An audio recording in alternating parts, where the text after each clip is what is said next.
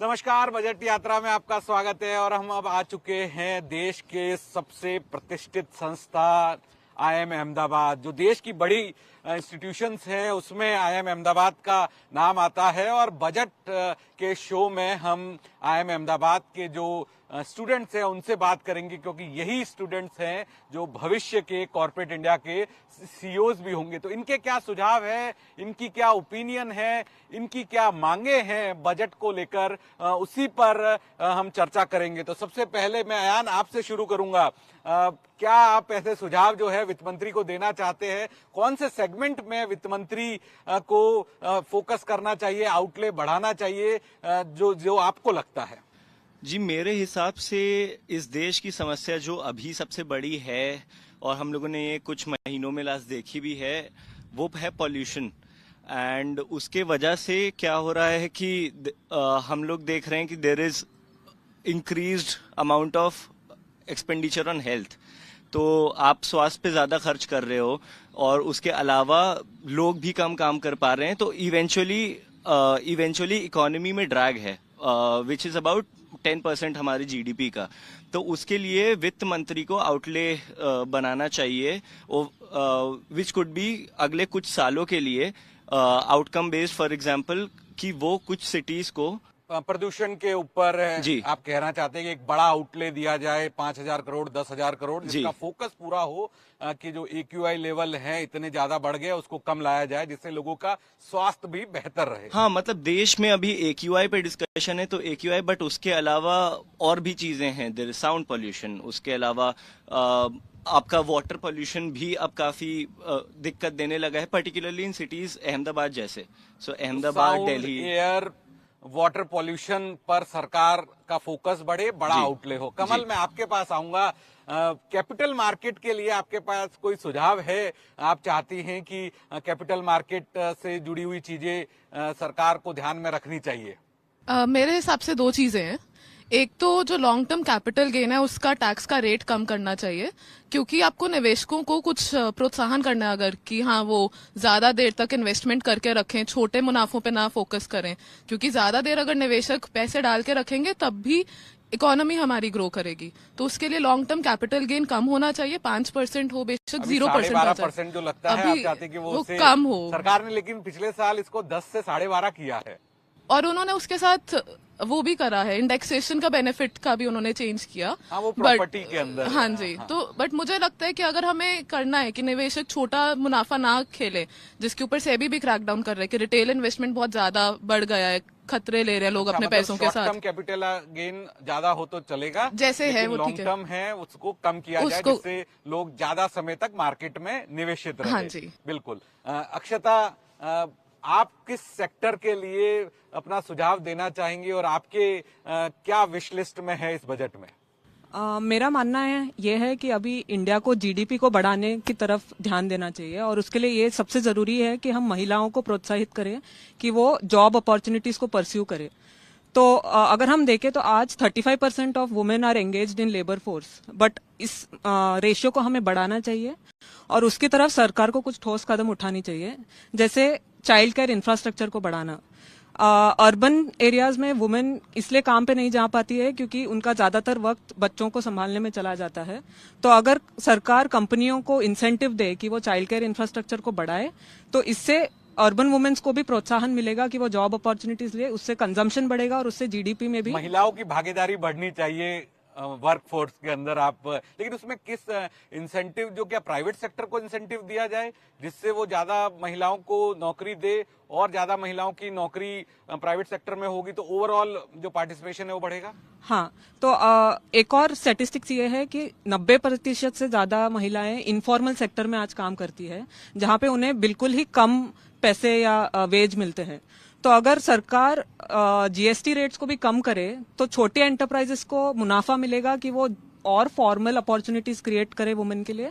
तो जो महिलाएं इनफॉर्मल सेक्टर में काम करती है वो बाहर आके फॉर्मल सेक्टर में आ जाएंगी, जिससे कंजम्पशन की भी सुधार होगी। उनकी तनख्वाहें ज्यादा बढ़ेगी तो खर्च ज्यादा होगा और कंजम्पशन बढ़ेगा। हिमांशु, आपके पास आऊंगा, आपसे मैं जानने की कोशिश करूंगा, रिसर्च एंड डेवलपमेंट पे हमेशा चर्चा होती है कि भारत जो है अपनी R&D पे काफी कम खर्च करता है, R&D का बजट बढ़ना चाहिए, तो क्या आप इस बात से सहमत है? क्या आपका कुछ सुझाव है सरकार के लिए कि R&D पे जो खर्च होता है उसे बढ़ाना चाहिए, और अगर बढ़ाया भी जाए तो किन सेक्टर्स को ज्यादा फायदा होगा? बिल्कुल, मेरा मानना ये है कि अभी इंडिया जितना खर्चा कर रहा है R&D पे वो काफ़ी कम है अगर हम दुनिया से कंपेयर करें। तो इंडिया अभी ओनली 0.6 से 0.7% of the entire GDP spend करता है R&D पे। अगर आप इसे कंपेयर करेंगे चाइना से, चाइना करता है 2.4%, अमेरिका 3.4% और साउथ कोरिया 5%। इसीलिए आप देखेंगे जो वर्ल्ड की इनोवेशन हो रही है यही देश लेके आ रहे हैं। तो इंडिया को अपना R&D में एक्सपेंस बढ़ाना चाहिए सो दैट वो अपना वैल्यू चेन में कंट्रीब्यूशन बढ़ाएं आगे। और आपने बात करी कुछ सेक्टर्स की, कुछ सेक्टर्स जो बहुत रेलेवेंट होने वाले हैं अगले कुछ दिनों में, वो है एक तो अपना electrolytes which is clean energy migration. आजकल बहुत चर्चा हो रही है कि पेट्रोल डीजल बहुत ज़्यादा यूज़ हो रहा है एंड ये सिर्फ एक लिमिटेड रिसोर्स है, तो कैसे हम ऑल्टरनेट सोर्सेज ऑफ एनर्जी लेके आएँ, कैसे हम विंड एनर्जी, सोलर एनर्जी को टैप करें।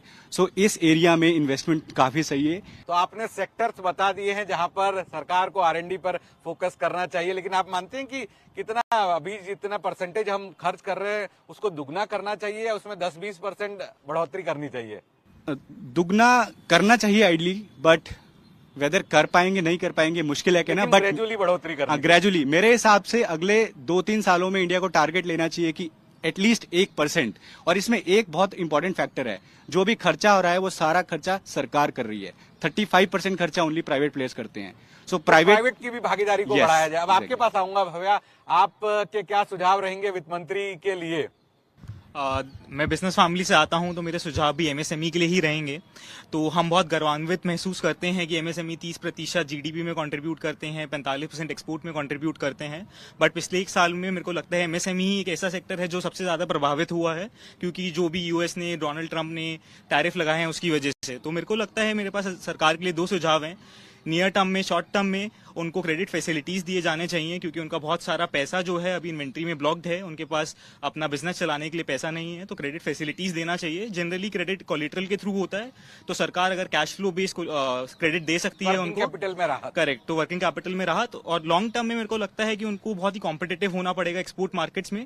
उसके लिए अगर उनके कॉस्ट स्ट्रक्चर को बेटर कर सकते हैं तो उसके लिए भी कुछ कदम उठाने चाहिए। एक कदम जो मेरे को लगता है, अभी कुछ सेक्टर्स में सच एज जेम्स में, टेक्सटाइल में इन्वर्टेड ड्यूटी स्ट्रक्चर है, तो सरकार इन स्ट्रक्चरल इश्यूज को अगर आइडेंटिफाई कर सकता है और उसको वापस ठीक कर सकता है तो MSME सेक्टर का जो अभी प्रभावित है उसके लिए बेहतर रहेगा आने वाले सालों में। आपके क्या सुझाव रहेंगे, और आप कौन से सेक्टर पे स्पेसिफिकली फोकस करना चाहते हैं कि सरकार को ये सेक्टर्स हैं ये कितने लंबे वक्त से नेग्लेक्टेड है, तो अब वक्त आ गया है कि इन पर फोकस किया जाए? नमस्ते, मेरा नाम अर्नव है। जैसा कि मेरे सहभागी भव्य ने बोला, मुझे लगता है एक भारतीय अर्थव्यवस्था एक चक्रव्यूह है और इसका सबसे बड़ा भाग्य हमारा MSME, मध्यम वर्गीय उद्योग जो है, वो सबसे बड़ा इसका भाग्य है। गवर्नमेंट खुद इन MSMEs के लिए एक बहुत बड़ा कस्टमर है, लेकिन क्या गवर्नमेंट इन्हें पैसा देता है?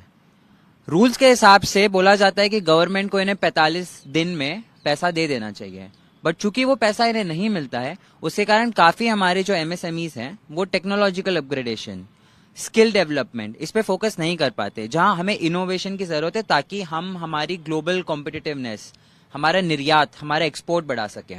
अब आपके पास आऊंगा, आखिर के 2 सुझाव आपसे लेना चाहूंगा। आप क्या वित्त मंत्री के लिए संदेश है, आपके क्या सुझाव है?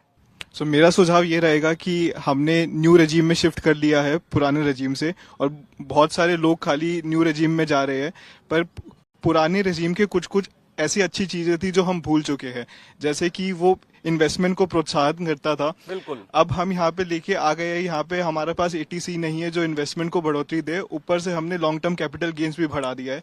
हमने लोगों को इन्वेस्टमेंट करने से दूर करने की कोशिश रखी है। सरकार का फोकस है कंजम्पशन पे, कंजम्पशन ड्रिवन इकोनॉमी पर सरकार तेजी से आगे बढ़ना चाहती है, इन्वेस्टमेंट से ज्यादा? बिल्कुल कंजम्पशन पे रहना चाहिए, बट हमें लोगों के फ्यूचर के बारे में भी देखना चाहिए कि आदमी जब रिटायर होगा तो उनके पास इनफ फंड होना चाहिए जिससे वो इन्वेस्ट जो फ्यूचर उनका सिक्योर रहे। तो गवर्नमेंट को उस पर फोकस करना चाहिए। दूसरा है कि हेल्थ पे आदमी का बहुत ज्यादा पैसा खर्च हो जाता है एंड हेल्थ इंश्योरेंस काफी ज्यादा इंपॉर्टेंट चीज है। तो हमने 80D यहाँ से हटा दिया है, पर गवर्नमेंट को या तो हेल्थ के खर्चे पे कुछ